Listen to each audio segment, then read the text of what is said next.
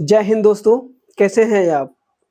आशा करते हैं आप स्वस्थ होंगे और मस्त होंगे, अपनी तैयारी में लगे होंगे। जैसा कि आप लोग देख रहे हैं, पीछे हमारा लगा है मैथ मॉक टेस्ट। आज हम आप लोगों के लिए फिर से मॉक टेस्ट लेकर आए हैं। आप लोग हमारे साथ प्रैक्टिस करते रहिए और अपनी तैयारी को एकदम बेहतर बनाते रहिए। चलिए हम सीधा चलेंगे क्वेश्चन पर। क्वेश्चन को देखिए कैसे सॉल्व होता है। आप जब भी हमारे साथ प्रैक्टिस करिए तो कॉपी पेन लेकर बैठिए और हमारे से पहले आप खुद एक बार उस क्वेश्चन को सॉल्व करिए। उसके बाद हमारा तरीका देखिए। हमारा और आपका दोनों का तरीका अगर डिफरेंट होगा या एक ही होगा तो एक होगा तो अच्छी बात है, डिफरेंट होगा तो उसको सीखिएगा, ठीक है। ऐसे ही आप सीखते रहिए और अपने दिमाग को थोड़ा और बढ़ाते रहिए, जिससे आपके क्वेश्चन में नए क्वेश्चन जब बनेंगे तो आप आसानी से सॉल्व कर पाएंगे, ठीक है। यही होता है प्रैक्टिस करने का सबसे प्रैक्टिस करने का सबसे जरूरी यही होता है कि आप कॉपी पेन लेकर के बैठिए, जो भी क्वेश्चन आए उसको पॉज करिए, या आप अगर हमारे साथ स्पीड से कर सकते हैं तो आप अपने साथ कंटिन्यू अपने तरीके से भी लगाइए और कमेंट बॉक्स में उसका आंसर जरूर दीजिए, ठीक है। चलिए देखिए पहला क्वेश्चन क्या है, देखते हैं। पहला क्वेश्चन हमारा जो है वो देखिए आ गया है। कहा है पहली 100 धनात्मक पूर्णांक संख्याओं में से कितनी संख्याएं 3 या 4 से पूर्णतः विभाज्य होंगी। एकदम बढ़िया क्वेश्चन है, ये रेलवे के लिए पसंदीदा क्वेश्चन बनते हैं ऐसे। तो इस क्वेश्चन को सॉल्व करने के लिए क्या करना होगा, देखिए इस क्वेश्चन को सॉल्व करने के लिए हम ये चेक करेंगे कि 100 तक की ऐसी कितनी संख्याएं हैं जो 3 से विभाज्य हो जाएंगी, ठीक है। और कुछ संख्याएं और उसके बाद बोला है 3 या 4, ठीक है, 3 या 4। तो ऐसे ही कुछ संख्याएं होंगी 1 से लेकर के 100 तक कह दिया है, पहले ही बोल दिया है कि पहले 100 तक ना। तो 100 तक की ऐसी कितनी संख्याएं होंगी जो 3 से विभाज्य होंगी, ये अगर हमें निकालना हो तो क्या करेंगे। 100 में हम क्या करें, 3 से भाग देते हैं। 100 में अगर हम 3 से भाग देते हैं, जितनी बार पूरी तरह से जाएगा भाग वही हमारा क्या हो जाएगा। देखिए 100 में हम क्या करेंगे, 3 से भाग देंगे। 100 में जब हम 3 से भाग देंगे तो ये कितनी बार जाएगा, पूरी तरह से विभाज्य होगा। ये देखिए तो हमारा कितना हो जाएगा, ये 33। जितनी 33 यहाँ कितना होता है 99, ठीक है। ये 33 पूरी तरह से विभाज्य होगा। जो रिमाइंडर बच रहा है उससे हमसे मतलब नहीं है, ठीक है। क्योंकि अगर हमें यही चेक करना होगा कि 100 से पहले कितने ऐसी 100 तक ऐसी कितनी संख्याएं होंगी जो 3 से विभाज्य होंगी, वो 33 संख्याएं ऐसी होंगी जो 3 से विभाज्य होगी। इसी तरीके से हम 4 से चेक करेंगे। 4 से 100 तक की 100 तक ऐसी कितनी संख्या होंगी जो 4 से विभाज्य होंगी। तो हम ये भाग देकर चेक करेंगे तो कितनी होंगी, कितनी बार जा रहा है, 25 बार, ठीक है, 25 बार। तो हम अगर हमसे पूछ लिया होता कि 3 से कितनी बार जाएगी तो हम बता देते 33, और बोला है या तो 4 से पूछता तो हम 25 बता देते। लेकिन हमसे बोला है 3 या 4, ठीक है, तो हम 3 का भी ऐड करेंगे और 4 का भी ऐड करेंगे। लेकिन एक चीज और है, देखिए कुछ ऐसी संख्याएं होंगी जो 3 से भी कट रही हैं, 4 से भी कट रही हैं। लेकिन जैसे आप 12 को पकड़ लीजिए, ठीक है, ये 12 जो है, ये देखिए 12 ऐसी संख्या है जो 3 से भी कट जाएगा और 4 से भी कट जाएगा। तो हम इसको तो हम 2 बार काउंट कर लिए ना। इसी ऐसे ही आपको अगर चेक करना होगा तो आप करेंगे कितना, 24 को चेक करेंगे तो 24 जो है वो 3 से भी कटेगा और 4 से भी कट जाएगा। तो ऐसी कुछ ऐसी संख्याएं होंगी जो मतलब कि 3 और 4 के अलावा, 3 और 4 से तो कटे ही रही हैं, लेकिन 3 और 4 दोनों से भी कटने वाली हैंगी। तो अगर हमें टोटल संख्या निकालना होगा तो टोटल निकालने के लिए अब हमें क्या करना होगा कि देखिए ये 4 है और ये कितना है 3। 4 और 3 का जो एलसीएम होगा उससे भी हम चेक निकालेंगे कि 100 तक की ऐसी कितनी संख्याएं होंगी, 100 तक ऐसी कितनी संख्याएं होंगी जो 4 और 3 का एलसीएम कितना है 12। 12 से कितनी संख्याएं विभाज्य होंगी, ठीक है। ये 12 हम क्यों लिए हैं, क्योंकि 4 और 3 का एलसीएम होगा 12, ठीक है। तो 12 से हम निकालेंगे तो 12 अट्ठे 96, तो कुल 8 संख्याएं ऐसी होंगी जो 12 से विभाज्य होंगी। 1 से लेकर 100 तक की ऐसी कितनी संख्याएं होंगी, 8 संख्याएं। तो अब हमें यहाँ से अब टोटल निकालना होगा। टोटल निकालना है तो टोटल हमारा क्या हो जाएगा कि 3 से विभाज्य होने वाली कितनी संख्याएं हैं 33, प्लस 4 से विभाज्य होने वाली कितनी संख्याएं हैं 25, और ठीक है। अब ये जो 3 और 4 दोनों से विभाज्य होने वाली संख्या होंगी उसको हम क्या करेंगे, घटा देंगे, क्योंकि उसको हम 2 बार काउंट कर रहे हैं तो हमें उसको घटाना पड़ेगा। तो घटाने के लिए कितनी संख्याएं ऐसी होंगी जो 12 से कट रही हैं, वो 8 संख्याएं होंगी, ठीक है। अब यही जो हमारा टोटल आएगा यही हमारा आंसर होगा। तो हम देख रहे हैं कि क्या होता है कि 25 25 50 50 और 8, तो टोटल बनेगा हमारा कितना, 50 संख्याएं ऐसी होंगी। ठीक है, 50 संख्याएं ऐसी होंगी जो 3 और 4 दोनों से कटेंगी, मतलब 3 या 4 से कटेंगी, दोनों से नहीं, 3 या 4 से। तो ये ऑप्शन नंबर ए सही होगा। ठीक है, ये जो ऑप्शन नंबर ए है वो सही होगा। चलिए अगला क्वेश्चन देखते हैं। अगला क्वेश्चन हमारा क्या कहा है कि 3 अंकों की सबसे बड़ी संख्या जो 13 से विभाज्य होगी। ठीक है, 3 अंकों की हमें सबसे बड़ी संख्या ज्ञात करनी है जो 13 से विभाज्य होगी। तो पहले हमें क्या करना होगा, 3 अंकों की सबसे बड़ी संख्या को देखना होगा। 3 अंकों की सबसे बड़ी संख्या क्या होती है? 3 अंकों की सबसे बड़ी संख्या आप जानते हैं कितनी होती है? 999। ठीक है, 999। अब 999 को हम क्या करेंगे, 13 से भाग देकर चेक करेंगे। 13 से भाग देंगे, जितनी बार ये पूरी तरह से कट रहा है और जो भी शेष बचेगा, शेष को हम माइनस कर देंगे 999 में से, वही हमारी संख्या हो जाएगी। ठीक है, या इसको ऑप्शन से भी चेक कर सकते हैं, क्योंकि हमसे कह दिया गया है कि 3 अंकों की सबसे बड़ी संख्या जो 13 से विभाज्य होगी, तो मतलब ये जो ऑप्शन होगा वो जो भी सही होगा वो 13 से तो विभाज्य होगा ही होगा। तो हम देख रहे हैं, देखिए 990 13 से विभाज्य होगा, 13 से 91 होगा, ये तो होगा ही नहीं 13 से विभाज्य। 575, 13 चौका 52 होता है, बचा यहाँ पे कितना, 5 हो गया 55, ये भी नहीं हो रहा है। फिर उसके बाद 908 को अगर हम चेक करें, 13 से 91 होता है, 13 78 होता है, 78 और 12 और 128 भी हमारा 13 से विभाज्य नहीं होगा, तो हमारा ये भी नहीं होगा। तो हम यहाँ से हम सीधा ऑप्शन सी को मार करके आगे चल सकते हैं। लेकिन आपको समझना है कि ये तो हम ऑप्शन एलिमिनेट करके निकाल लिए हैं। देखिए आपको ये ट्रिक भी आनी चाहिए, ऑप्शन एलिमिनेट भी आना चाहिए। यही सब होता है प्रैक्टिस करने का फायदा, जो आपको परीक्षा में अटेम्प्ट करना, कैसे अटेम्प्ट किया जाता है, क्या क्या आप किस तरीके से आप तैयार रहेंगे परीक्षा में। ठीक है, ये बहुत मायने रखता है। तो चलिए देखिए, इस क्वेश्चन को लगाने के लिए क्या इसका बेसिक मेथड यही है कि हम 13 से भाग के देकर चेक करते हैं कितनी बार कितना शेष बच रहा है। हमें यहाँ पे हमें शेष को निकालना है, 13 से भाग देने पर शेष कितना बच रहा है। तो देखिए 13 से 91 होता है, ठीक है, यहाँ पे 91 होता है, ये बचेगा कितना, 8 और 9, 13 78 होता है। ठीक है, कितना होता है, 78, तो बच कितना रहा है, 11 शेष। ठीक है, 11 शेष बच रहा है। तो जो ये 11 शेष बचता है ना, ये हम क्या करेंगे, 999 में से अगर हम 11 को माइनस कर देंगे, जो संख्या आएगी ना वो 13 से पूर्णतः विभाज्य होगी। तो यहाँ से देखिए ये 8 8 और 9, तुम्हारा यहाँ से भी आ गया 988, ये 988 आ गया है। ये हम पहले ही आपको ऑप्शन एलिमिनेट करके भी बता दिए हैं। देखिए ये क्वेश्चन पूछा गया है आरआरबी एनटीपीसी 18/1/2021 को फर्स्ट स्टेज में। ठीक है, बढ़िया क्वेश्चन है ये सब सारे क्वेश्चन रेलवे के पसंदीदा क्वेश्चन बनते हैं। चलिए अगला क्वेश्चन देखते हैं। अगला क्वेश्चन कहा है कि एक कस्बे की वर्तमान जनसंख्या 15,625 है, यह 2 क्रमागत वर्षों में 8% 12% बढ़ती है। ठीक है, मतलब पहले वर्ष 8%, दूसरे वर्ष 12% बढ़ती है, लेकिन तीसरे वर्ष क्या हो रहा है, 22% घट जाती है। ठीक है, तो तीसरे वर्ष के अंत में कस्बे की जनसंख्या कितनी होगी, इसको हम कई तरीके से लगा सकते हैं। ठीक है, हम आपको इस क्वेश्चन को रेशियो मेथड से लगाकर बताते हैं, क्योंकि हम देख रहे हैं कि रेशियो मेथड से ये जो डाटा है ये करने लायक दिख रहा है हमें। ठीक है, तो हम रेशियो मेथड को यूज करेंगे। तो पहले रेशियो मेथड को यूज करने के लिए आप पहले जान लीजिए कि फ्रैक्शन क्या होता है। 8% का फ्रैक्शन क्या होता है, 8% का फ्रैक्शन होता है कितना, 8/100 हो जाएगा। ठीक है, 8/100 हो जाएगा। इसको कटाएंगे 2/25, तो इसका बनेगा कितना, 2/25 बनेगा 8% का। उसी तरीके से हमें क्या 12% का फ्रैक्शन निकालना होगा।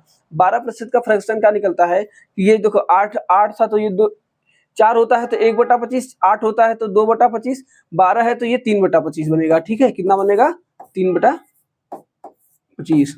इसी तरीके से देखिए क्या बन रहा है, 22% है ना, 22% का फ्रैक्शन क्या बनेगा, ये देख रहे हैं, और कुछ से नहीं, बस ज्यादा ये 2 से कर सकता है। तो हम यहाँ से बन जाएगा हमारा 22/25, मतलब इसको हम लिख देंगे 22/100, और क्या इसको आगे कटा लेंगे तो कितना बनेगा, 11/50, 2 से कटाएंगे तो 11/50। ये हमारा 3 फ्रैक्चर बन गया है, एक ये और एक ये।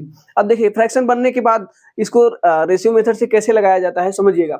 ये नीचे वाला जो होता है ये मूलधन होता है, ठीक है, और ये ऊपर वाला जो होता है यही घटा या बढ़ा होता है। कहा है कि 8% वृद्धि हुई है, पहले वर्ष 8% की वृद्धि हुई है। तो पहले अगर हम मान लें कि पहले 25 थी तो 2 की वृद्धि हो जाएगी तो कितना हो जाएगा, 27 हो जाएगा।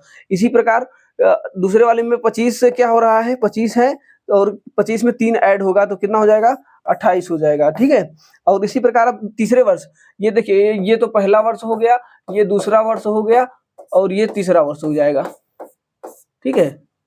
ये क्या हो गया है, तीसरा वर्ष। तो तीसरे वर्ष में क्या हो रहा है, पहले वर्ष दूसरे वर्ष तो बढ़ रहा है, तीसरे वर्ष में क्या हो रहा है, घट रहा है। तो जब घट रहा है तो ये पहले 50 था तो 50 में से 11 घट जाएगा तो कितना बचेगा, वही हमें चेक करना है। 50 में से 11 घटेगा तो कितना हो जाएगा, 39 हो जाएगा, ठीक है। अब देखिए ये हमारा क्या बन गया है, फ्रैक्शन बन गया है। तो हम यहाँ पे इन तीनों का अलग से गुणा करेंगे, ये तीनों का अलग गुणा करेंगे। ये जो हमारा गुणा करने पर आएगा ये हमारा हो जाएगा मतलब मूल वाला हो जाएगा और ये हो जाएगा ये 3 वर्ष के बाद वाला, ठीक है। तो हम यहाँ से गुणा करेंगे 25 गुणे 25 गुणे 25, ठीक है। तो ये संख्या जो हो जाएगी, ये देखिए ये इनकी वर्तमान जनसंख्या है। तो वर्तमान जनसंख्या कितनी हो जाएगी, 25 गुणे 25 गुणे 50 यूनिट, ठीक है। तो हम यहाँ से लिखेंगे कितना, 15,625। ये किसके बराबर हो जाएगा, 25 गुणे 50, ठीक है। अब इसको हम सॉल्व करते हैं और उसके बाद जो संख्या निकालनी है, कितनी निकालनी है, ये 27 गुणे 28 गुणे 39, ठीक है। अब यहाँ से हम देखिए कैलकुलेशन करना है, बस कैलकुलेशन करेंगे तो हमारा सीधा सीधा आंसर ही निकल के आएगा, क्योंकि कस्बे की 3 वर्ष के बाद की जनसंख्या हमें निकल जाएगी। तो हम यहाँ से कटाएंगे, 25 से कटाएंगे तो 5 से कटा देते हैं पहले, 5 × 5 = 25, 5 से कटाएंगे तो ये 5 × 3 = 15, 5 × 1 = 5, 5 × 2 = 10, 5 × 5 = 25, फिर 5 से कटाते हैं 5 × 36, ठीक है, 5 × 36 और उसके बाद बचा यहाँ पे 12, 5 × 2 = 10, 5 × 5 = 25। ये 25 से कट जाएगा सीधा सीधा, 25 × 1 = 25 और 25 25 हमें 625। इस 25 को कटाएंगे तो ये 50 से 2 बार में जाएगा और इस 2 का गुणा कर देंगे, यहाँ पे 2 को यहाँ से कटाएंगे तो ये 14 बार में कटेगा। तो हमारा जो अब बन रहा है, कितना बन रहा है, 27 गुणे 14 गुणे 39, ठीक है। अब यहाँ से देखिए कैलकुलेशन करेंगे, कैलकुलेशन करके आंसर ले आएंगे। तो आपको गुणा करना है, आप गुणा करना जैसे भी आप जिस तरीके से कर सके तो आप कर लेंगे, तो हमारा जो ऑप्शन नंबर डी होगा वो आ जाएगा। कितना हो जाएगा, 14042, ठीक है। इसको गुणा करेंगे तो हमारा यही आंसर आएगा। कुछ भी नहीं करना था, आपको रेशियो मेथड से लगाना है। रेशियो मेथड में जो भी हमारा प्रतिशत में दिया गया होता है, जो भी हर साल घटता है बढ़ता है कि जितने प्रतिशत, उसका हम फ्रैक्शन मतलब भिन्न निकालेंगे, फिर निकाल करके ये रेशियो मेथड को लगा देंगे। जो इस तरफ बनता है ये पहले वर्ष का हो जाएगा, ये दूसरे वर्ष का हो जाएगा, पहला वर्ष, दूसरा वर्ष और ये तीसरा वर्ष। 3 वर्ष का निकाल दिए हैं और यहाँ से सक्सेसिव निकाल करके गुणा कर, ये इस तरफ का इस तरफ गुणा, इस तरफ का टोटल का गुणा करके हम सीधा जो इस तरफ होता है ये हमारा होता है मूलधन, ठीक है, प्रिंसिपल या वर्तमान मूल्य, वर्तमान जनसंख्या जो भी आप कह दीजिए, उसके बाद ये बाद वाली हो जाती है, ठीक है। चलिए अगला क्वेश्चन देखते हैं। अगला क्वेश्चन हमारा क्या कहा है, अगला क्वेश्चन हमारा कहा है कि एक गांव की जनसंख्या में 10% वार्षिक दर से वृद्धि होती है। यदि 2 वर्ष पहले इस गांव की जनसंख्या इतना थी तो इसकी वर्तमान जनसंख्या ज्ञात कीजिए, ठीक है। 2 वर्ष पहले थी, 10% हर साल वृद्धि हो रही है, तो 10% का हम पहले क्या निकालेंगे, फ्रैक्शन निकालेंगे। 10% का फ्रैक्शन कितना होता है, 1/10। कितने वर्ष के लिए कहा है, 2 वर्ष के लिए। तो पहले वर्ष क्या हो जाएगा, 10 से 11 हो जाएगा। फिर दूसरे वर्ष का क्या हो जाएगा, दूसरे वर्ष का भी 10 से 11 हो जाएगा। तो अब देखिए दूसरे वर्ष यहाँ से कितना हो जाएगा, 100 हो जाएगा। 10 का गुणा करेंगे 10 में 100, इसका गुणा करेंगे तो 121, ठीक है। हमें 100 यूनिट का मान दिया गया है। 100 यूनिट का मान कितना दिया गया है, 1000। इसका मान कितना दिया गया है, 1000। तो 1 यूनिट का मान निकालेंगे तो कितना हो जाएगा, 1 यूनिट का मान हो जाएगा 10। 1 यूनिट का 10 मान हो जाएगा तो 121 यूनिट का मान कितना हो जाएगा, 121 यूनिट का मान हो जाएगा 1210, ठीक है। सॉरी 1 2 3 सुनना है ना, 1 2 3 4 शून्य है तो 1 शून्य और बचेगा, तो 1 यूनिट का मान 100 होगा, तो यहाँ पर भी हमें 2 शून्य बढ़ जाएगा। ठीक है, 12100, तो 12100 देखिए ऑप्शन नंबर ए सही होगा। ठीक है, ये हमारा सही होगा 12100। कुछ भी नहीं करना था, बस फ्रैक्शन का यूज था। बाकी देखिए ये कहा है कि वर्तमान जनसंख्या इतनी है, 2 वर्ष, यहाँ पे देखिए, यहाँ पे उल्टा बना है। यहाँ पे देखिए ये वर्तमान है और ये 2 वर्ष पहले की जनसंख्या है, तो 2 वर्ष पहले की जनसंख्या हमें दी गई थी। ठीक है, देखिए इस गांव की जनसंख्या 10,000 थी, कब? 2 वर्ष पहले, तो हम ये इसको पहले मान लीजिए, तो बाद में है, बाद वाला वर्तमान है, कुछ भी फर्क नहीं पड़ता है। ये वाला हमारा क्या हो जाएगा? वर्तमान जनसंख्या। कितना आया है? 12,100। चलिए अगला देखिए, एक स्कूल में लड़कों की संख्या और लड़कियों की संख्या का अनुपात 3:2 है। ठीक है, यदि 20% लड़कों और 25% लड़कियों को छात्रवृत्ति मिलती है तो कितने प्रतिशत छात्रों को छात्रवृत्ति नहीं मिलती है? बढ़िया क्वेश्चन है, इसको समझना है। देखिए कहा है 3 और 2 का अनुपात, 3 और 2 का अनुपात कहा है।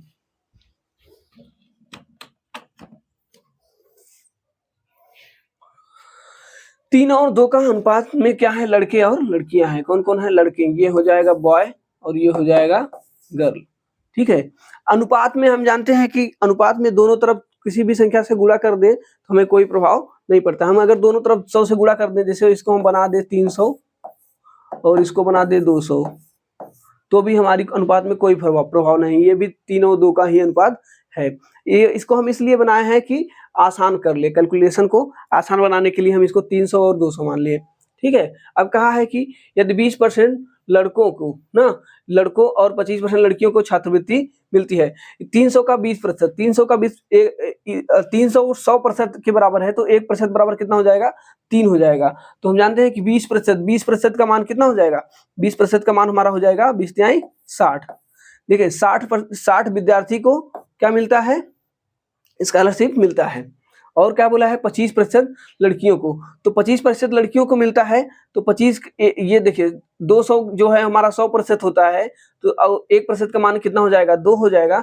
तो हम कह सकते हैं कि यहाँ पे अगर 25% लड़कियों का मान हो तो 25 का 200 का 25% निकालेंगे तो कितना निकल के आएगा? 50। ठीक है, टोटल कितने लड़कियों को स्कॉलरशिप मिल रहा है? 110। 110 बच्चों को क्या मिल रहा है? स्कॉलरशिप मिल रहा है। तो कितने बच्चों को स्कॉलरशिप नहीं मिल रहा है ये निकालना हो तो हमें पहले टोटल निकालना पड़ेगा। टोटल कितना है? टोटल 500 बच्चे हैं। हम माने हैं कितना? टोटल 500 बच्चे। 500 में से 110 को स्कॉलरशिप मिल रहा है, तो कितने को नहीं मिल रहा है? वो हम कह सकते हैं कितने को नहीं मिल रहा है? 390। 390 बच्चे ऐसे हैं जिनको स्कॉलरशिप नहीं मिल रहा है। यही हमसे पूछा है कि कितने प्रतिशत, तो हम जानते हैं कितने प्रतिशत के लिए क्या होता है कि 390 लोगों को तो नहीं मिल रहा है, टोटल कितने में से? 500 में से। कितने में से? 500 में से। और प्रतिशत निकालने के लिए 100 से गुणा करना पड़ता है। तो हम यहाँ से अब सीधा कटा करके निकाल लेंगे। 390 में 5 से भाग देंगे तो कितना हो जाएगा?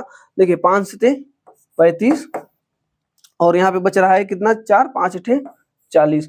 तो 78% ऐसे लोग हैं जिनको स्कॉलरशिप नहीं मिल रही है। तो हमारा जो ऑप्शन नंबर ए होगा वो सही होगा। कुछ भी करना नहीं था। यहाँ पे देखिए हमें गर्ल और बॉय का रेशियो दिया गया था, इसको मानने के लिए हमने क्या मान लिया कि 300 और 200 दोनों तरफ से किसी भी रेशियो में गुणा करने पर कोई प्रभाव नहीं पड़ता है। यहाँ से 6 + 10 टोटल 110, टोटल 110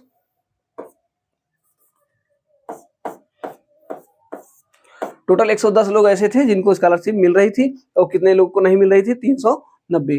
टोटल 500 में से 110 को माइनस करेंगे तो कितना निकल के आएगा? 390। 390 लोग ऐसे हैं जिनको स्कॉलरशिप नहीं मिल रही थी। चलिए परसेंटेज निकालने के लिए आपको सॉल्व करा दिए हैं। अगला क्वेश्चन देखते हैं। अगला क्वेश्चन हमारा क्या है कि अपर्णा एक वस्तु पर उसके क्रय मूल्य से 50% अधिक अंकित करती है, मूल्यांकित करती है। लगभग 10% का लाभ पाने के लिए कितने प्रतिशत छूट देनी चाहिए? बढ़िया क्वेश्चन है, इसको समझना है। देखिए हम मान लेते हैं कोई भी संख्या पहले अपने आप में क्या होती है? 100 होती है। 100 मान लेते हैं। ठीक है, अब कह रहा है कि उसके क्रय मूल्य से 50%, मतलब ये इसकी जो सीपी हो रही है हम इसको मान लें 100। तो कह रहा है उसके क्रय मूल्य से 50% अधिक मूल्य क्या कर रही है, अंकित कर रही है। 50% अधिक अंकित करेगी तो कितना एमपी इसका कितना हो जाएगा, इसका जो एमपी होगा मतलब मार्क प्राइस कितना हो जाएगा, 150 होगा। तभी तो 50% होगा, क्योंकि 100 का 50% कितना होता है, 50 रुपये उसने एक्स्ट्रा ऐड करके एमपी लिख दिया है। अब कह रहा है कि उसे 10% लाभ पाने के लिए कितने परसेंट की छूट देनी चाहिए। मतलब उसे जो भी अपना कास्ट प्राइस है उस पर उसे 10% का लाभ लेना है। तो कितने का बेचेगी, 110 रुपये का, कम से कम वो 110 रुपये का बेचेगी तो 10% का लाभ होगा। ठीक है। अब ये कह रहा है कि कितने के छूट दे रहा है। हम जानते हैं ये क्या है, ये तो हमारा एसपी है। छूट हमेशा किस पर दिया जाता है, एमपी पर। तो एमपी पर छूट दिया गया है। तो एमपी पर जब छूट दिया गया है, कितने का छूट दिया गया है, 40 रुपये का। कितने पर, 150 में। तो हम कह सकते हैं कि ये जो 40 है ये छूट दी गई है। ठीक है। और प्रतिशत निकालने के लिए क्या करेंगे, 150 को नीचे रखेंगे, क्योंकि यहाँ पे क्या होता है, छूट बराबर क्या होता है, छूट बराबर हमारा होता है क्या, यहाँ पे छूट प्रतिशत अगर निकालना हो, छूट प्रतिशत बराबर होगा, क्या होगा, छूट बटे एमपी मतलब मार्क प्राइस गुणे 100। तो इसी को हम यहाँ पे लिखे हैं कि यहाँ पे 40 रुपये का छूट दिया है, कितने पर, 150 में। तो गुणा करेंगे कितने से, 100 से, तो हमारा प्रतिशत निकल के आ जाएगा। तो हम यहाँ से देखें 50 से कटाते हैं, 50 दूना 100 और 50 तिया 150, 40 दूना 80। ठीक है, 50 तिया 150, ये देखिए 40 दूना 80, 80 बटा 3। ठीक है, 80 बटा 3 आ रहा है। 10% का लाभ लेने के लिए कितना छूट देना पड़ेगा, सही है। ये देखिए जो भी आएगा ये लगभग आएगा, लगभग में आएगा। ठीक है, ये एक्यूरेट ऑप्शन नहीं आ रहा है, तो हम कह सकते हैं कि लगभग, ये देखिए 3 से कितनी बार लगभग ये हमारे 27% के बराबर दिख रहा है। हाँ, ये देखिए ऑप्शन नंबर ए सही होगा। ये लगभग लगभग में आ रहा है, इसको बोलना चाहिए कि लगभग में। ठीक है, इस क्वेश्चन को एक तरीके से और भी लगा सकते हैं, क्योंकि हम जानते हैं कि एक ही वस्तु पर अब 2 बार काम हुआ है। क्या हुआ है, पहले तो उसके 50% अधिक अंकित किया गया है, उसके बाद 10% की छूट दी गई है। तो अगर हम ये यहाँ पर सक्सेसिव वाला फार्मूला भी लगा सकते हैं, कौन सा, एक्स प्लस वाई वाला फार्मूला यहाँ पे लगा सकते हैं, X plus Y plus X Y upon 100 वाला। ठीक है, देखिए इस क्वेश्चन को लगाना है तो क्या करेंगे, देखिए एक्स प्लस वाई, एक्स की जगह हम क्या रखेंगे, पहले तो 50% की वृद्धि हुई है, फिर उसके बाद 10% की हानि हुई है, मतलब लगभग नहीं यहाँ पे ये नाम नहीं लिखे 10% का, तो उसको बाद में बन रहा है। ये जो यहाँ पे कितने % की छूट दी गई है वो हमसे पूछा है ना, तो यहाँ पे वाला फॉर्मूला लगेगा उससे भी, लेकिन यहाँ से जो हमारा एक्स प्लस वाई बन रहा है, X plus Y X Y upon 100, यहाँ पे जो बन रहा है, यहाँ पे बन रहा है कितना, 10%।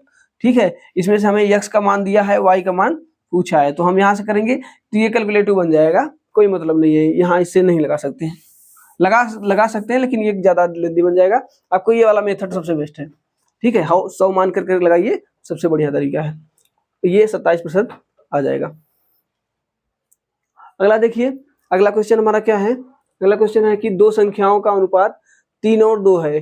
ठीक है, यदि पहली और दूसरी संख्या क्रमशः 8 और 6, पहली और दूसरी संख्या में से क्रमशः 8 और 6 घटाया जाता है तो अनुपात 8 और 5 हो जाता है, तो संख्याएं ज्ञात कीजिए।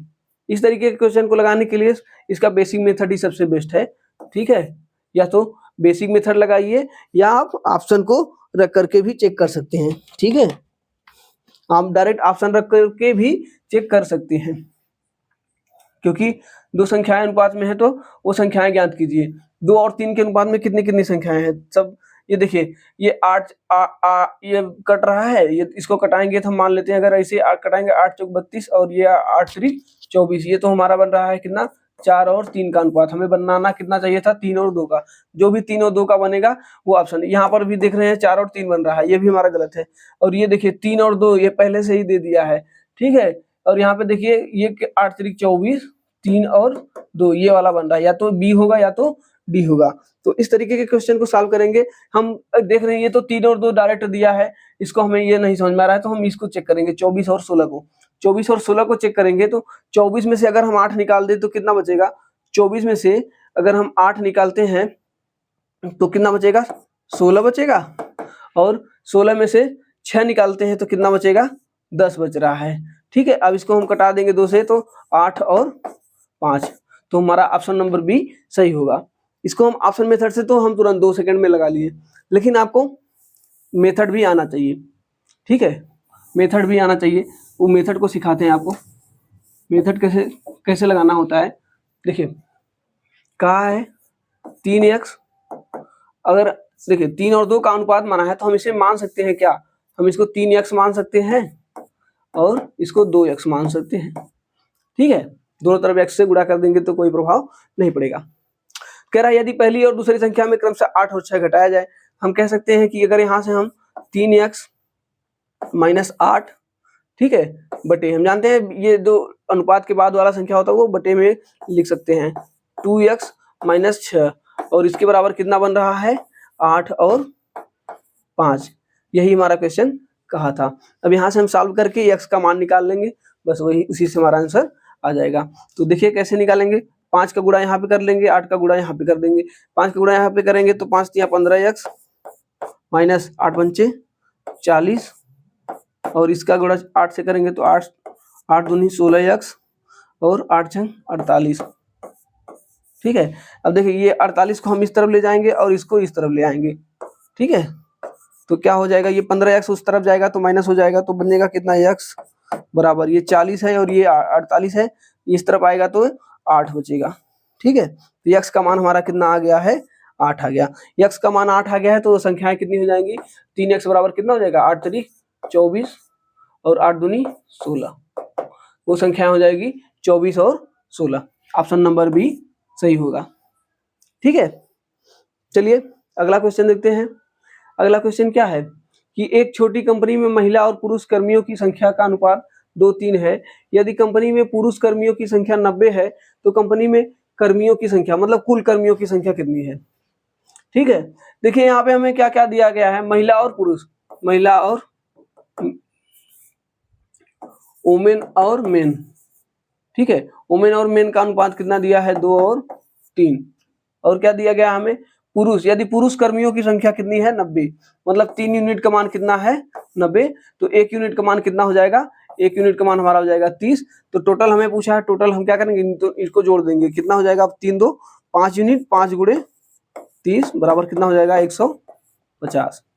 टोटल कितने लोग होंगे, 150 लोग। ऑप्शन नंबर डी सही है, बहुत ही आसान क्वेश्चन था। अगला क्वेश्चन देखते हैं, ए और बी के वेतन का अनुपात 3:4 है। यदि ए और बी दोनों में से प्रत्येक के वेतन में 3000 की वृद्धि करने पर उनके वेतनों का नया अनुपात 18 और 23 हो जाता है, तो वृद्धि के बाद ए के वेतन का ज्ञात कीजिए। बढ़िया है, इसको भी उसी तरीके से लगा सकते हैं। ठीक है, देखिए यहाँ पर भी क्या हुआ है कि 3 और 4 का अनुपात हमें दिया गया है, तो हम इसे लिख सकते हैं क्या, 3x अनुपात 4x मान सकते हैं। कह रहा है कि ए और बी दोनों में प्रत्येक में वेतनों में 3000 की वृद्धि हुई है, मतलब ये देखिए कह रहा है कि 3x प्लस 3000, ठीक है, और 4x प्लस 3000, इसके बराबर क्या हो जा रहा है, 18 और 23, 18 और 23। तो हमसे पूछा है कि वृद्धि के बाद ए का वेतन क्या होगा। वृद्धि के बाद ए और बी है, ठीक है, ए और बी है, वृद्धि के बाद कितना हो रहा है, 3x प्लस 3000, इसी को हमें चेक करना है। तो पहले हम चेक कर लें कि ये 3x का मान कितना होगा। यहाँ से हम x का मान निकालेंगे तो क्या होगा, 23 तिया 69 x प्लस ये 6900 हो जाएगा, 69,000। ठीक है, अब दूसरा वाला 18 चौके 72, 72x प्लस 18 तिरिक 54,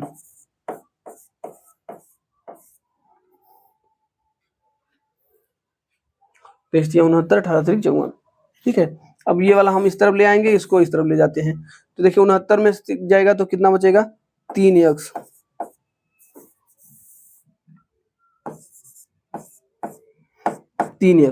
और ये वहाँ पे ये बन रहा है कितना, 69,000 को इस तरफ ले आएंगे तो कितना हो जाएगा, 69 में से 54 को घटा देंगे तो हमारा देखिए 1 2 3 0 तो आएगा ही आएगा। फिर उसके बाद 9 में से 4 जाएगा तो 5 बचेगा, और यहाँ पे बच रहा है 1, 15,000। 3 से कटा जाएंगे तो ये कितनी बार जाएगा, 5,000। यहाँ पे देखिए 3x का मान ही पूछा था तो हमें कटाने की जरूरत नहीं है। यहाँ से हमारा कितना निकल के आया, 3x बराबर 15,000।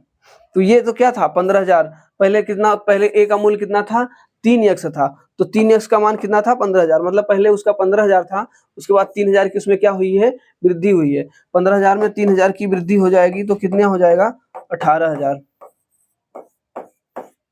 जो कि ऑप्शन नंबर डी सही होगा। ऑप्शन नंबर डी सही होगा। ठीक है, बढ़िया क्वेश्चन था ये भी।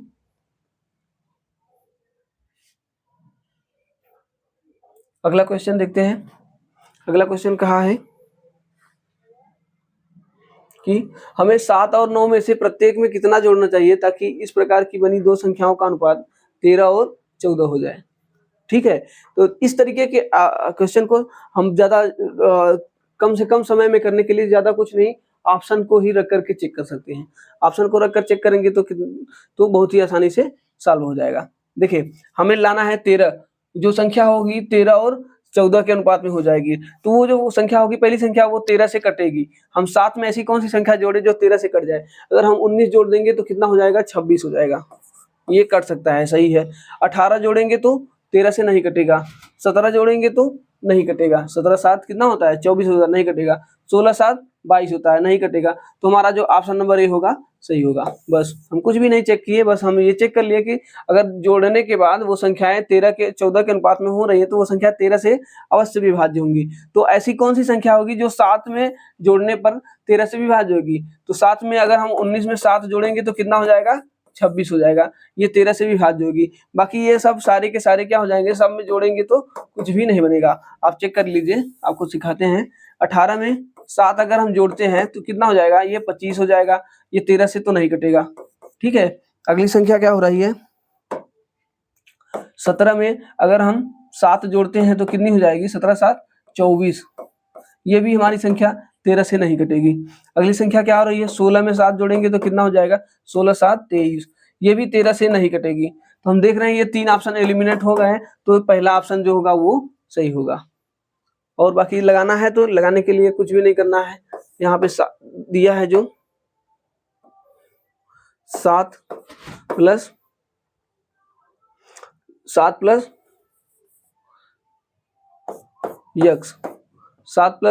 कह रहा है कि प्रत्येक में कितना जोड़ना चाहिए ताकि वो 13 और 14 से बनी संख्या कट जाए। तो यहाँ पे देखिए 7 प्लस यक्स और क्या हो रहा है, 9 प्लस यक्स।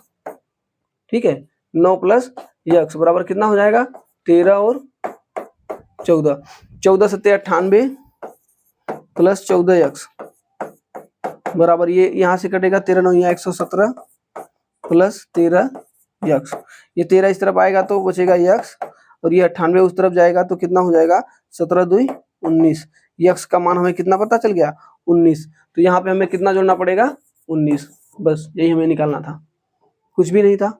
अब इसको ऑप्शन से, आप हमारा तरीका यह है कि इस तरीके के क्वेश्चन को ऑप्शन एलिमिनेट करके ही सबसे बढ़िया तरीके से लगाया जा सकता है, कम से कम समय में। चलिए अगला देखिए, अगला क्वेश्चन दिया गया है, ये भी बहुत बढ़िया क्वेश्चन बनता है, प्रथमानुपात, द्वितीयानुपात, तृतीयानुपात। तो चलिए कुछ इसके बारे में थोड़ा सा बता देते हैं आप लोगों को। देखिए, कभी भी आपको ए और बी दो संख्याएं दी गई हो तो हमसे पूछ लेता है प्रथमानुपात। तो प्रथमानुपात क्या होता है, फर्स्ट प्रपोर्शन क्या होता है। ठीक है, फर्स्ट प्रपोर्शन क्या होता है, फर्स्ट प्रपोर्शन होता है ए स्क्वायर अपॉन बी। फिर उसके बाद मिड प्रपोर्शन होता है, मतलब मध्यानुपात। आपसे पूछेगा मध्यानुपात, हिंदी में ही लिखते हैं।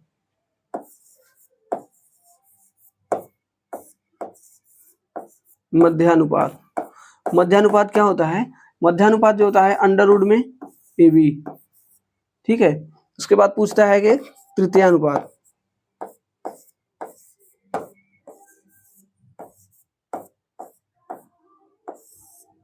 तृतीय अनुपात। तृतीय अनुपात क्या होता है? तृतीय अनुपात होता है बी स्क्वायर अपान ए। इसी को ध्यान रखना है, इसको और इसको, ए स्क्वायर बी। पहले वाले में क्या है, पहला प्रोपोर्शन है तो पहले वाले को ही, ए को ही ऊपर स्क्वायर करेंगे और बी से भाग देंगे, बस ये चेक करना है। चतुर्थ अनुपात जो होता है, चतुर्थ अनुपात में क्या होता है, 2 दे करके हमें चतुर्थ अनुपात अगर से पूछ ले तो हमारा क्या हो जाएगा कि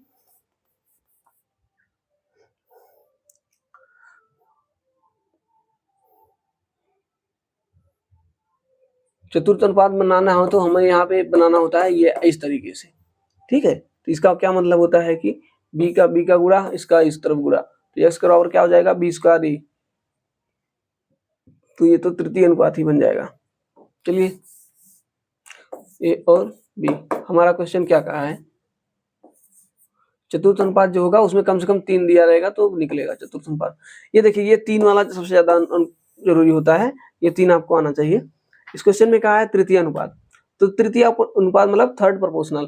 थर्ड प्रोपोर्शनल कैसे निकलता है कि बी स्क्वायर अपान ए, तो इसको हम मान लेंगे ए और इसको मान लेंगे बी, तो बी स्क्वायर ए मतलब 40 का स्क्वायर। 40 का स्क्वायर कितना होता है, 40 गुणे 40 बटे 16, ठीक है। ये 4 दाम में 40 और 4 चौके 16 और ये 4 दाम में 40 बराबर कितना हो जाएगा, 100। ऑप्शन नंबर बी सही होगा। तृतीय अनुपात कितना हो जाएगा, 100। चलिए अगला क्वेश्चन देखते हैं। अगला क्वेश्चन क्या है, अगला क्वेश्चन दिया है कि पी क्यू की तुलना में 50% अधिक समय लेता है। यदि वे एक साथ कार्य करते हैं तो कार्य 18 दिनों में पूरा हो जाएगा। क्यों अकेले इस कार्य को कितने दिनों में पूरा करेगा। बढ़िया क्वेश्चन है टाइम एंड वर्क का। इसमें देखिए कैसे बनता है क्वेश्चन। इसका कहना यह है कि अगर जैसे पी और क्यू है,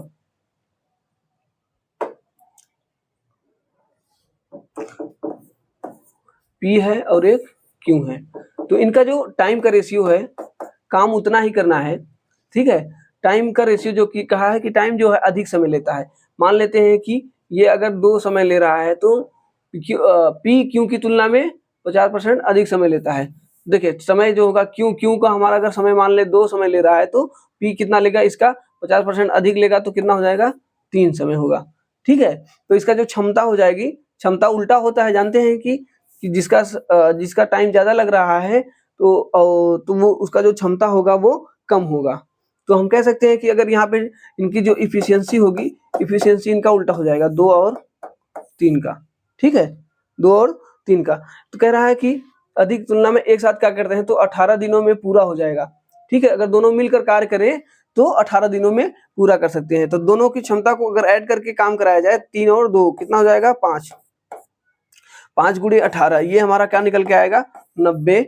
यही हमारा टोटल वर्क है। इसी वर्क को क्यों अकेले कितने दिन में करेगा, यही हमसे पूछा है। तो क्यों 90 काम को कितने दिन में करेगा, अपनी क्षमता के हिसाब से करेगा। तो टोटल वर्क कितना है, 90 है, ठीक है। टोटल वर्क कितना है, 90 है,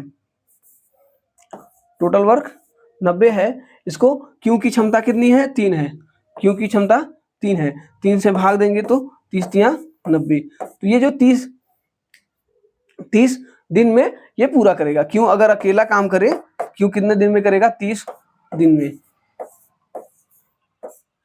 ऑप्शन नंबर ए सही होगा, ठीक है। कुछ भी नहीं करना था, आप बस ये जानते रहिए कि जो भी जिसका भी समय ज्यादा लग रहा है और काम उतना ही कर रहा है, तो इसका मतलब है क्या है, इसका मतलब यह है कि उसकी जो क्षमता है वो कम है। जिसकी क्षमता ज्यादा होगी वो कम समय लेगा, जिसकी क्षमता कम होगी वो ज्यादा समय लेगा, ठीक है। तो यहाँ पर वही कॉन्सेप्ट लगा है। पी और क्यू का टाइम का रेशियो ये दिया है, टाइम का रेशियो, तो इनका जो क्षमता का रेशियो होगा वो उल्टा होगा, क्षमता का जो रेशियो होगा वो उल्टा होगा। अगला क्वेश्चन देखिए क्या है कि यदि किसी चक्रीय चतुर्भुज के सम्मुख कोणों का अनुपात 3 और 7 है, दोनों में से बड़े कोण की माप ज्ञात कीजिए। चक्रीय चतुर्भुज, ठीक है। चक्रीय चतुर्भुज में क्या होता है, चक्रीय चतुर्भुज में होता है आमने सामने के कोण व्यास सम्मुख कोणों का योग 180 डिग्री होता है। बस इसी कॉन्सेप्ट से ही पूरा क्वेश्चन सॉल्व हो जाएगा। तो कहा है कि यदि किसी चक्रीय चतुर्भुज के सम्मुख कोणों का योग 3 और 7 है, सम्मुख कोणों का योग मतलब आमने सामने कोणों का योग 3:7 है, ठीक है, 3:7 है। हम जानते हैं चक्रीय चतुर्भुज के आमने सामने के कोणों का योग कितना होता है 180 डिग्री होता है, ठीक है 180 डिग्री। तो हम यहाँ से कर दे कि 7 और 3 10 यूनिट का मान कितना है 180, तो 1 यूनिट का मान कितना हो जाएगा 18 हो जाएगा, ठीक है। तो हमसे पूछा है कि दोनों में से बड़े कोण की माप क्या है, बड़े कोण कितने हो जाएगी 7 यूनिट, ठीक है। तो हम 18 में 7 से गुणा कर देंगे, 18 गुणे 7, 18 सत्ते कितना होता है 126, 126 डिग्री जो होगा यही हमारा आंसर होगा। देखिए 126 डिग्री कौन सा है, option number D. Group D 29/8/2022 में ये क्वेश्चन पूछी गई है। सारे के सारे जो क्वेश्चन लगा रहे हैं आप, ये सारे के सारे रेलवे के प्रीवियस ईयर क्वेश्चन है। तो आप प्रीवियस ईयर क्वेश्चन को लगा करके आप अपनी तैयारी को जांच सकते हैं, ठीक है। प्रीवियस ईयर क्वेश्चन बहुत ही महत्वपूर्ण होता है। अगला क्वेश्चन देखिए, अगला क्वेश्चन कहा है कि किस अनुपात में 30% पोटेशियम नाइट्रेट घोल को 60% पोटेशियम नाइट्रेट घोल के साथ मिश्रित किया जाना चाहिए ताकि परिणामी घोल 40% नाइट्रेट हो जाए। ये देखिए मिश्रण का क्वेश्चन आ गया है और इसको मिश्रण में कौन सा है, ये एलिगेशन का है, ठीक है। एलिगेशन कैसे लगता है समझिए।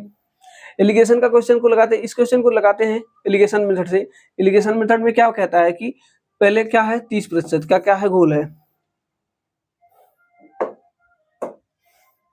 घोल कितना है 30% है।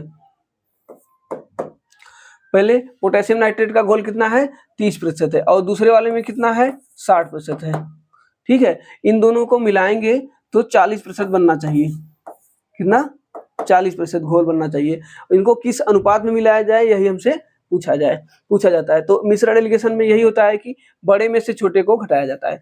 तो देखिए बड़े में से छोटे को घटाएंगे, 60 में से 40 को घटाएंगे तो कितना हो जाएगा 20। अब इन दोनों में बड़ा कौन है, ये वाला है, 40 बड़ा है। 40 में से 30 को घटाएंगे तो 10 आ जाएगा। अब इनका रेशियो निकालना है तो 0 से 0 कट जाएगा, 2 और 1। इनको अगर हम 2 और 1 के अनुपात में मिलाएंगे तो ये जो मिश्रण बनेगा वो 40% बन जाएगा। 2 और 1, 2 और 1 का जो ऑप्शन नंबर 1 सही होगा, ठीक है। 2 और 1 मिश्रण एलिगेशन इस तरीके से लगता है। अगला क्वेश्चन क्या है, अगला क्वेश्चन हमारा ब्याज सिंपल इंटरेस्ट साधारण ब्याज से है, ठीक है। कह रहा है कि यदि कोई धनराशि साधारण ब्याज की 5% वार्षिक दर पर 2 वर्ष बाद 26,400 हो सकती है तो धनराशि ज्ञात कीजिए। एकदम बढ़िया क्वेश्चन है कि साधारण ब्याज में क्या होता है, साधारण ब्याज का फॉर्मूला क्या होता है, एसआई बराबर क्या होता है, एसआई बराबर होता है P into R into T upon 100, ठीक है। P फॉर क्या होता है principal, R for rate, T for time, ठीक है। ये तीनों चीजें बस यही होती है सिंपल इंटरेस्ट के फार्मूला, इसको हमें याद रखना है। बाकी हमें इसका यूज नहीं करना है, याद रखना है लेकिन इसका यूज नहीं करना है। हम आपको बिना इसका यूज करे समझा देंगे इस क्वेश्चन को। देखिए क्या होता है कि यदि कोई धनराशि 5% साधारण ब्याज की दी जाए तो देखिए साधारण ब्याज में बहुत बढ़िया ये होता है कि ब्याज जो होता है बस एक बार मूलधन पर ही हमेशा ब्याज मूलधन पर ही लगता है। तो हम ये कह सकते हैं कि 1 साल में अगर 5% वार्षिक दर है, 2 साल में कितना प्रतिशत हो जाएगा ब्याज 10%, कितना हो जाएगा 10%, 10% ब्याज हो जाएगा। लेकिन अब यहाँ पे मूलधन क्या होगा, मूलधन तो हमेशा कितना होता है 100% होता है, ठीक है। ब्याज कितना है 10%, तो यहाँ पे जो मिश्र धन मिलेगा कितना मिलेगा, मिश्र धन कितना मिलेगा 100 और 10 कितना 110%, कितना हो जाएगा मिश्र धन 110%। हमें दिया गया है कि 2 वर्ष बाद 26,400 हो सकती है, तो मतलब ये क्या है, ये मिश्र धन है, ये क्या है मिश्र धन है। तो हम कह सकते हैं कि 110% बराबर कितना दिया गया है 26,400 और हमसे पूछा क्या गया है 100% का मान। तो 110% का मान ये इतना है तो 100% का मान कितना होगा वही हमसे पूछा गया है। तो हम जानते हैं 0 से 0 कटा देंगे तो यहाँ बचा है 11, 11 से कटाएंगे 11 दूना 22 और 11 चौक 44 और 240 बन रहा है। ये कितने इनका मान है 1% का मान है। तो 100% का मान कितना हो जाएगा यही हमसे पूछा है। 100% का मान, ये 2 जीरो यहाँ पर है तो 2 जीरो यहाँ पे चिपका देंगे, बस कितना हो जा रहा है 24,000। तो 24,000 हमारा जो होगा वो सही होगा, ऑप्शन नंबर डी सही होगा। हमने बिना इस क्वेश्चन का, बिना इस फार्मूले का यूज किए ये आपको समझा दिया है, कुछ भी नहीं करना था, 5% अगर 1 वर्ष का लग रहा है तो 2 वर्ष का कितना हो जाएगा, 10% ब्याज हो जाएगा। ठीक है, 10% जब ब्याज हो जाएगा तो मिश्र धन कितना हो जाएगा, 110%। 110% का मान हमें दिया गया है, 100% का मान पूछा गया था, तो हमने 110% का मान यहाँ पे रख करके 100% का मान निकाल लिया है, 24,000 आ गया। अगला क्वेश्चन देखिए, अगला क्वेश्चन चक्रवृद्धि ब्याज से है। चक्रवृद्धि ब्याज में क्या कहा है कि यदि छमाही चक्रवृद्धि ब्याज पर 20% वार्षिक की दर से 1,000 निवेश किए जाते हैं तो तब 18 माह के बाद राशि क्या होगी। ठीक है, जो यदि ब्याज चक्रवृद्धि ब्याज पर है, ठीक है, छमाही है, ब्याज जो है वो छमाही है, लेकिन यहाँ पे जो दर है वो वार्षिक है। यहाँ पे देखिए लैंग्वेज का बहुत बड़ा महत्व होता है। ठीक है, ये जो 20% है ये 1 वर्ष का ब्याज है, लेकिन यहाँ पे हमें ब्याज कब जोड़ रहा है, 6 महीने पे, तो हमारा जो रेट है वो भी 6 महीने वाला रेट जुड़ जाएगा। तो अगर 12 महीने का रेट, अगर हमारा 12 महीने का रेट कितना है, 20% है, तो 6 महीने का रेट कितना हो जाएगा, 6 महीने का रेट कितना हो जाएगा, 10%। ठीक है, और क्या बोल रहे हैं, तब ये कितने माह है, 18 माह है। 18 माह में कितने छमाही बनेंगे, 3 छमाही, क्योंकि 6 × 18। अब देखिए यहाँ पे जो हमारा रेट होगा, रेट होगा वो 10% हो जाएगा, और टाइम जो होगा हमारा 3 बार हो जाएगा, 3 ईयर। ये 3 ईयर भले लिख रहे हैं, लेकिन ये तीन ईयर नहीं है ये, क्योंकि 3 छमाही है, हमें ब्याज छमाही लेना है तो हम इसे 3 ईयर मान लेते हैं, रेट 10% मान लेते हैं बस। ठीक है, अब हमसे क्या कहा है कि तो हमें क्या निकालना है, निकालना क्या है, वार्षिक दर पर निवेश तो बाद में राशि होगी, मतलब यहाँ पे मिश्र धन पूछा है। ठीक है, हमें क्या दिया गया है, मूलधन दिया गया है, मूलधन कितना दिया गया है, 10,000, और हमसे पूछा क्या है, मिश्र धन। ठीक है, तो 10% का जानते हैं, 10% का फ्रैक्शन कितना बनता है, 10% का फ्रैक्शन बनता है 1/10।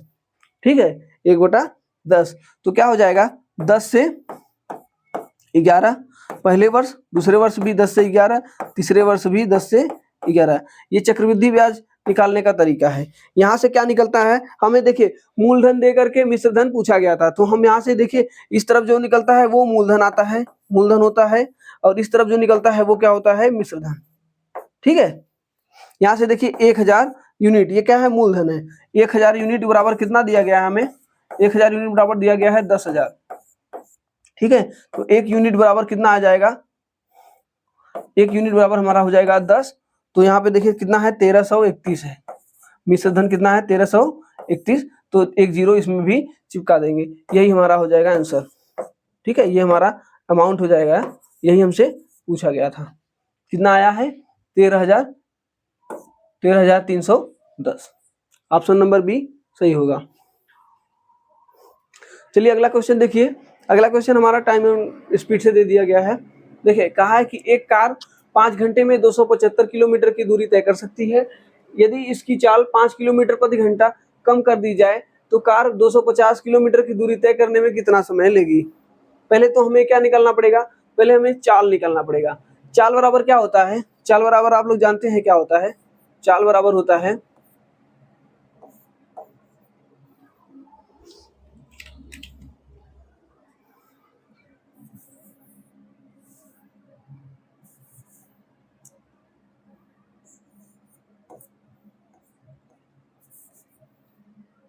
देखिए यार,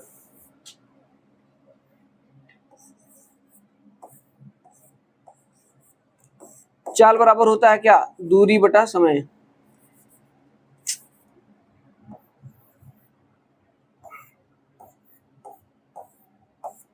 दूरी बटा समय। ठीक है, चाल बराबर क्या होता है, दूरी बटा समय। दूरी कितना है, पहले देखिए दूरी कितना है, 275, 275, और टाइम कितना लग रहा है, 5 घंटे। तो यहाँ से हमारा जो निकल के आएगा वो क्या निकल के आएगा, स्पीड निकल के आएगा। स्पीड घटाएंगे कितना, 5 × 5 = 25 और 5 × 5 = 25, 55 बार, तो मतलब यह स्पीड कितनी है, 55 किलोमीटर प्रति घंटा, 55 किलोमीटर प्रति घंटा। लेकिन कह रहा है कि 5 किलोमीटर कम कर दी जाए, 5 किलोमीटर प्रति घंटा कम कर दी जाए। 55 में 5 किलोमीटर कम करेंगे तो कितना स्पीड हो जाएगा, स्पीड कितना हो जाएगा, 55 में 5 कम करेंगे तो 50 किलोमीटर प्रति घंटा। अब कह रहा है कि 50 किलोमीटर प्रति घंटा की चाल से 250 किलोमीटर दूरी तय करने में कितना समय लगेगा। तो हमें ये टाइम बराबर क्या होता है, टाइम बराबर भी हमारा होता है क्या, डिस्टेंस अपॉन स्पीड। डिस्टेंस हमारा कितना है 250, स्पीड कितना है, स्पीड कितना है 50 है। 50 से घटाएंगे तो ये कितना लग रहा है 5 आवर। टाइम कितना लग रहा है 5 घंटे। तो 5 घंटे जो होगा वो हमारा ऑप्शन होगा, सही होगा, जो कि देखिए ऑप्शन नंबर सी सही होगा। ठीक है, कुछ भी नहीं करना था, हमें स्पीड निकालना था, उसके बाद सॉल्व करना था। अगला क्वेश्चन देखिए, अगला क्वेश्चन हमारा क्या कहा है, अगला कहा है कि वर्तमान में सीमा और रीमा की आयु का अनुपात 2 और 3 है। सीमा रीमा से 6 वर्ष छोटी है। ठीक है, 6 वर्ष बाद सीमा और रीमा की आयु का अनुपात क्या होगा। बढ़िया क्वेश्चन है। देखिए आयु से बनता है क्वेश्चन बहुत ज्यादा रेलवे में, 2 और 3 के अनुपात में इनका आयु का रेशियो है। किसका किसका, ये हो गई है सीमा और ये हो गई है रीमा। ठीक है, और क्या हमसे कहा है कि सीमा जो है वो रीमा से 6 वर्ष छोटी है। यहाँ 1 यूनिट का मान कितना है 6, तो 6 वर्ष हो रहा है, तो हम यहाँ से कह सकते हैं कि ये 12 वर्ष की क्या हो जाएगी, सीमा हो जाएगी, और 18 वर्ष की क्या हो जाएगी, रीमा हो जाएगी। ठीक है, ये हमसे इनका वर्तमान आयु पता चल गया है। और इनका पूछा है कि सीमा 6 वर्ष बाद सीमा और रीमा की आयु का अनुपात क्या होगा 6 वर्ष बाद। तो 6 वर्ष के बाद कितना हो जाएगा, 6 वर्ष बाद इसमें 6 वर्ष जोड़ देंगे तो कितना हो जाएगी, ये 18 हो जाएगा, और इसमें 6 जोड़ेंगे तो कितना हो जाएगा 24 हो जाएगा। ठीक है, अब इनका जो रेशियो निकालेंगे, 6 से कटाते हैं, 6 त्रिक 18 और 6 चौके 24, 3 और 4 का, जो इनका 6 वर्ष के बाद कितने इनका रेशियो हो जाएगा 3 और 4 का। ऑप्शन नंबर सी सही होगा। ठीक है, अगला क्वेश्चन देखिए, अगला क्वेश्चन कह रहा है, अगला क्वेश्चन, एक घन की सभी भुजाओं का योग 48 सेमी है, तो इसका आयतन ज्ञात कीजिए। ठीक है, तो देखिए घन में कितनी भुजाएं होती हैं, घन में कितनी भुजा होती हैं, घन में 12 भुजा होता है। कितने भुजा होते हैं, 12 भुजा होते हैं। भुजा क्या है इसमें, देखिए घन कैसे बनता है, घन देखिए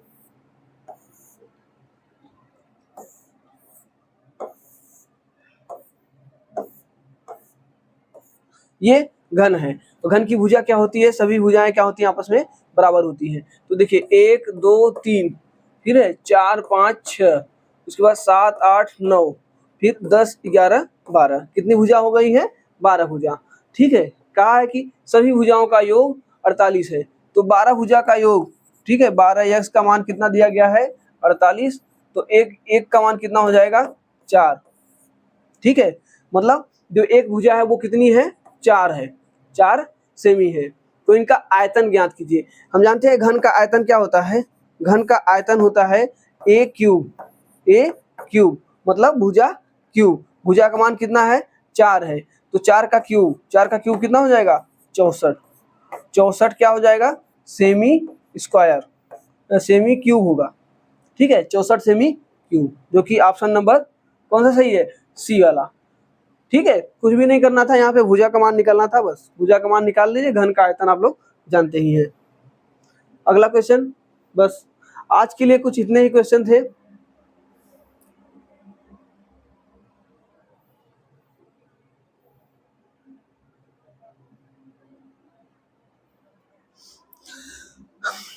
आज के लिए बस इतने ही क्वेश्चन थे, बाकी आपको अगली क्लास में और भी क्वेश्चन के साथ प्रैक्टिस कराते रहेंगे। आप लोग हमारे साथ जुड़ करके प्रैक्टिस करते रहिए और अपनी तैयारी को बेहतर बनाते रहिए। हमारे YouTube channel connect to exam के साथ जुड़े रहिए।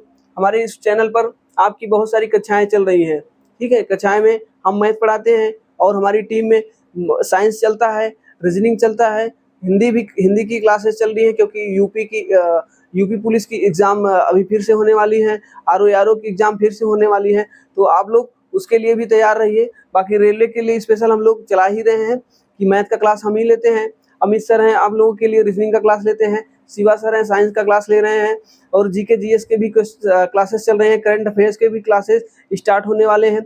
आप लोग हमारे साथ ऐसे ही जुड़ करके अपनी तैयारी को बेहतर बनाते रहिए। चलिए मिलते हैं अगले क्लास में ऐसे ही जोश जुनून के साथ।